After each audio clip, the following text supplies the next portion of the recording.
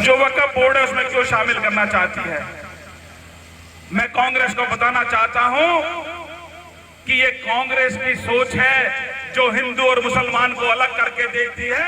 Bharatiya Janata party एक नजर से हिंदू और मुसलमान को एक साथ देखती है। ये सोच भारतीय जनता पार्टी की है।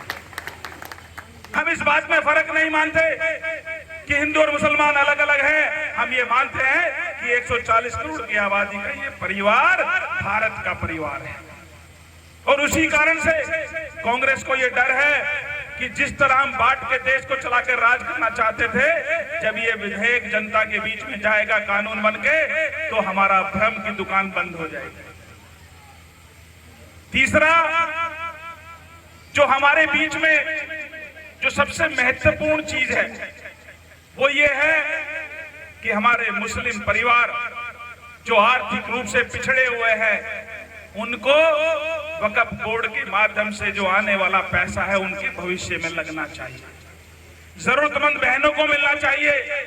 छोटे छोटे बच्चों की पढ़ाई के लिए इस्तेमाल होना चाहिए। अस्पताल बनने चाहिए।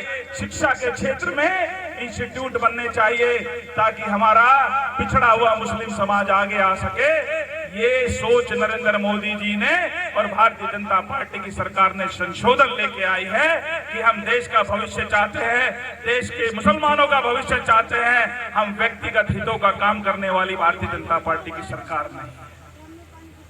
अब आप बताइए, जितनी बातें मैंने आप लोगों के बीच में बताई या मेरे से पूर्व वक्ताओं ने बताई, क्या इसमें एक भी बात आपको गलत नजर आती है? मैं सबसे पूछ रहा हूं, क्या एक भी बात इसमें गलत नजर आती है?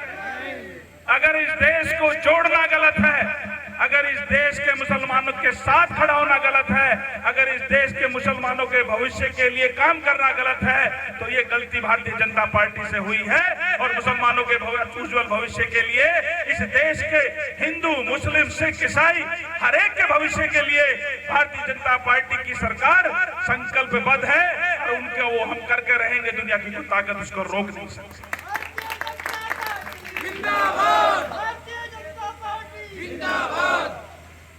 तो आप सब उपस्थित लोगों से मेरा इतना ही निवेदन है कि जो संकल्प देश के प्रधानमंत्री जी ने लिया है कि 2047 में भारत विकसित भारत होना चाहिए, तो उसमें हर जाति, हर धर्म को साथ लेके चलना पड़ेगा और हर धर्म और हर जाति का हक उनको मिले, इस बात के विश्वास के साथ काम करना पड़ेगा।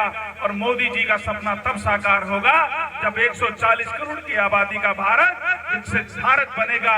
ये संकल्प देश के प्रधानमंत्री नरेंद्र मोदी जी का है।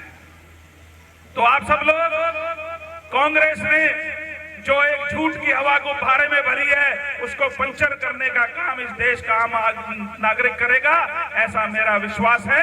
चाहे वो हिंदू हो, मुस्लिम हो, सिख हो, ईसाई हो, इस बिल की सच्ची जानकारी घर घर तक लोगों के साथ हम मिलकर पहुंचाएंगे, ऐसा मेरा विश्वास है। और आप सब लोग अपना कीमती समय निकालकर यहाँ पर पहुंचे, मैं आप सबका दिल से आभार व्यक्त करता हूँ। पूरी टीम, मंच पर उपस्थित सभी कार्यकर्ताओं, नेताओं की ओर से। और आप अपने देश के यशस्वी प्रधानमंत्री में विश्वास बनाए रखें। और मैं आपको ये विश्वास दिलाता हूं कि ये जो आंदोलन की जो धमकी है वो केवल घबराहट है। ये घबराहट है विपक्षी दलों की कि इसी तरह मोदी जी आगे बढ़ते रहे तो दुनिया की कोई ताकत उनको रोक नहीं सकती।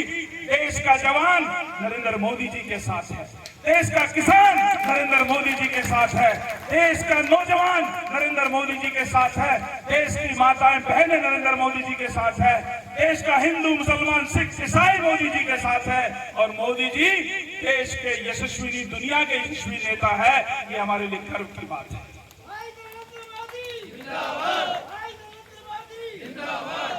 एक बार भारत माता के जय घोष